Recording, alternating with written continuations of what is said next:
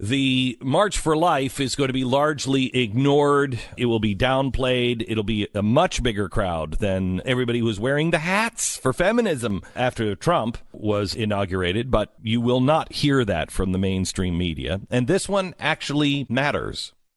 And it matters in this way, to get us to think.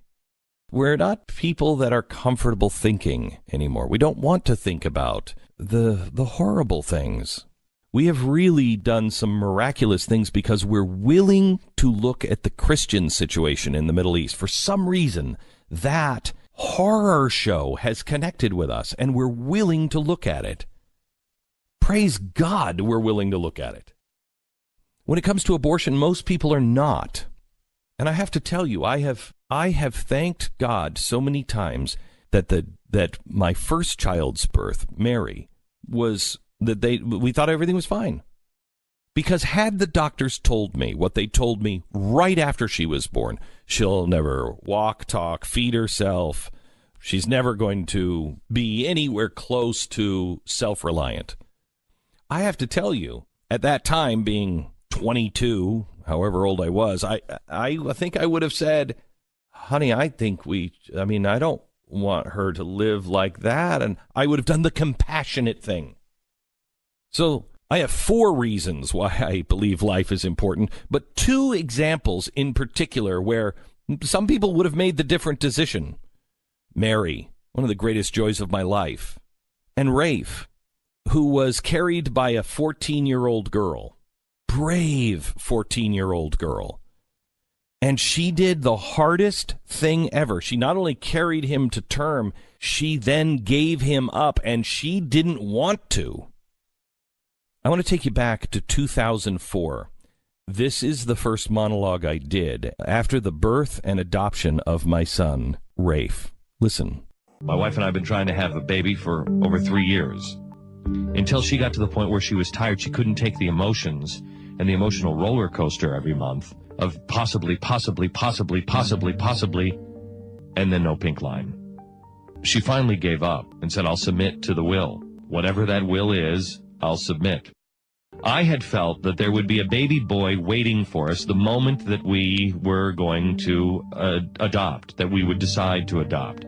5 days later, after we said that, after we had decided and started the process with a family service organization, we got a phone call. And it came from an email of a 14-year-old girl in Dallas, Texas. This 14-year-old girl loves her baby. But after the labor, she didn't hold the baby.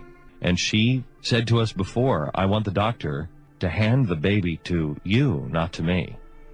And she did. And it was hard to watch. The courage of this 14-year-old, just turned 15 last Friday. In the state of Texas, you have 48 hours. The mother cannot sign the baby over for 48 hours.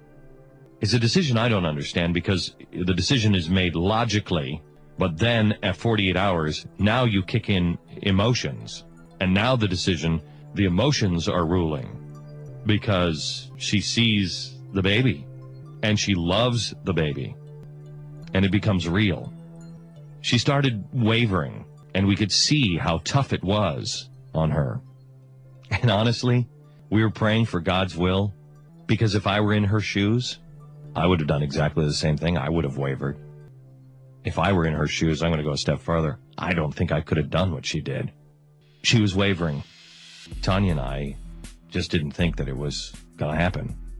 Now we're going through the emotions of, we've already attached to this baby. We're going to lose this baby. We went through the paperwork with the family services, and I said, can I see what you're asking her to sign? I've never read a contract that is so unbelievably brutal in its language as this contract. As it should be. And it was very, very clear. You signed this, you have no right to that baby. There's no turning back. Once you sign this, it's over. I looked at the lady and I said, she's never going to sign this. I said, this language is so brutal, she's never going to sign this. She said, the language has to be brutal because the reality is brutal. She has to know it. My wife and I left for about an hour, and the family met. The family services met. And the 14-year-old girl, the mother of the child, said, I can't do it. I am not turning my baby over. I can't do it. Everybody left the room. My wife and I were still gone. And a nurse came into the room. Her name's Christy. She came into the room, and she sat down with this 15-year-old girl, hugged her, cried, and said, "Your son will be proud of you for the tough decisions that you're going to make. You can make something of your life and show him what you're made of." As we were standing outside and the decision had been made on who was walking away with the baby, the families parted. We hugged each other, we cried.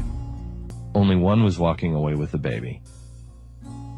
My wife and I had been gone. We had been asked to leave for that hour. We had been gone. We didn't know what had transpired. I didn't know that the nurse had walked in after everybody had left and said, "It's not going to happen."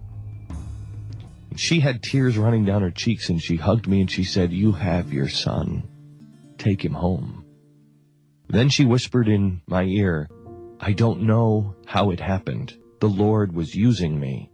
After this nurse had talked to this unbelievable 15-year-old girl, this unbelievable 15-year-old girl made the second hardest decision in her life. It was probably the hardest, but she had just made two. One, to carry the baby, and the second decision, to give the baby away.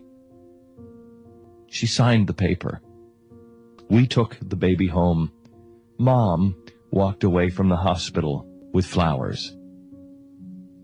As I reflect on this story, as tough as this week has been, as much as I didn't want to be there this week after we got into this week, I'm glad that I was there, because we have a little boy.